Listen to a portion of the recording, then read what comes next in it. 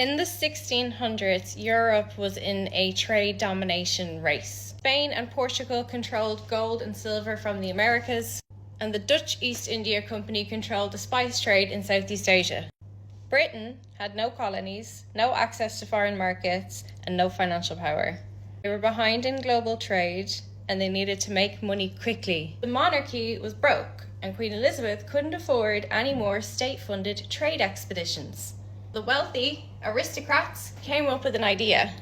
Instead of using government money, private investors would fund the expeditions themselves. They pooled their money to create a private company. The Queen gave the East India Trading Company a royal charter. This allowed the corporation to act with military power and legal authority. Investors in the East India Trading Company were not just businessmen.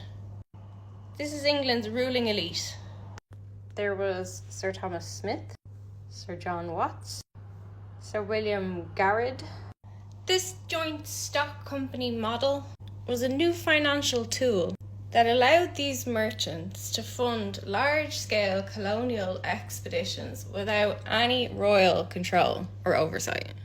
It was very much a situation of Queen Elizabeth agreeing what she doesn't see, she doesn't know. Before this, only kings and queens could afford overseas expeditions. East India Trading Company was the birth of corporate imperialism. They were a private company acting with the power of a country. For the crown, this was great. It meant no financial risk. The company took all the risks. The crown only collected taxes. Unlimited power. The EIC could capture new colonies without Britain needing to declare war. And it was able to act in secrecy, conquering land, controlling trade, and waging wars on behalf of the crown without officially being a government force. No other English merchants were allowed to trade without the approval of the East India Trading Company. And while the company made a few families filthy rich, the British public got higher taxes and wars in their name. They first arrived in India as traders, but soon took over with war, bribery, and economic control. They forced Indian farmers to grow opium and cotton instead of food. They taxed Indians so heavily that people had to sell their own children just to survive. Villages were burned and women and children were massacred.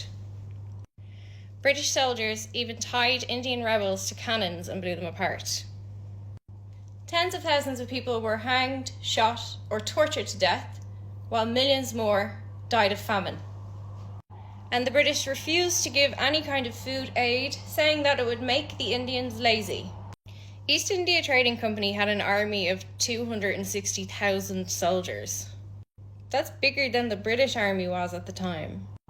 And they systematically invaded and destroyed local communities across India and Southeast Asia. They used scorched earth tactics, destroying food supplies, openly referred to Indians as dogs and savages, tortured, flogged, and publicly executed many people, looted palaces, stole from temples, and destroyed cultural artifacts. And a lot of this loot still sits in British museums today. These motherfuckers waged war for profit. The opium that they forced Indian farmers to grow was then smuggled into China. Fun fact, the British Empire were the largest drug cartel in history. The British wanted Chinese goods, tea, but the Chinese didn't want the British trash. All they offered them was wool. China said, "We only accept silver." And the British wanted tea so much that they damaged their own economy, draining it of silver to buy tea. The solution was the Opium War. They smuggled all of these drugs into China to make Chinese people addicted.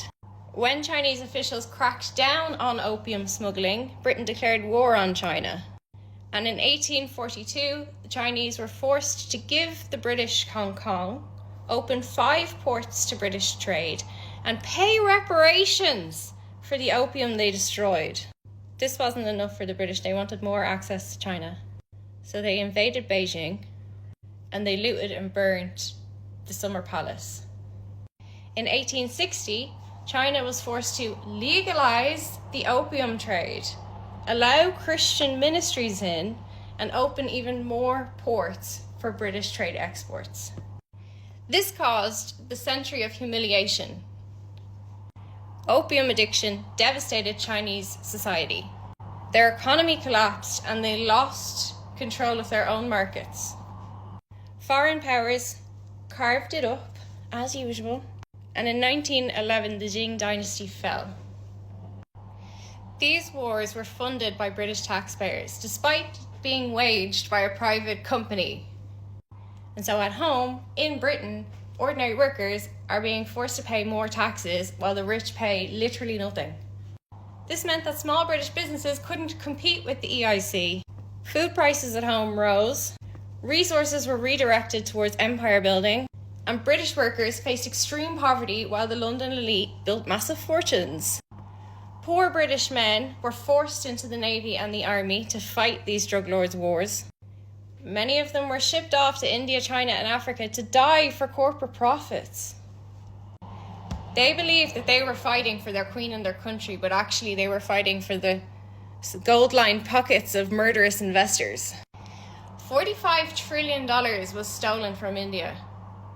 Millions were killed by famine as the British took food away. Millions of people in China became addicted to opium. And the EIC supplied Atlantic slave trade and enslaved labour for plantations. African gold, diamonds and land were seized to fund the British industry. The average British worker saw no benefits from any of this empire building. The British Empire was a pyramid scheme, only the aristocracy got rich off it. Everyone else paid a price, huge price. These people didn't give a fuck about their nation or their queen. They cared only about themselves and their greedy wealth. There was never anything civilized or progressive. This was land theft, control, profit, and bloody warfare. Colonization was a game for bored London elites.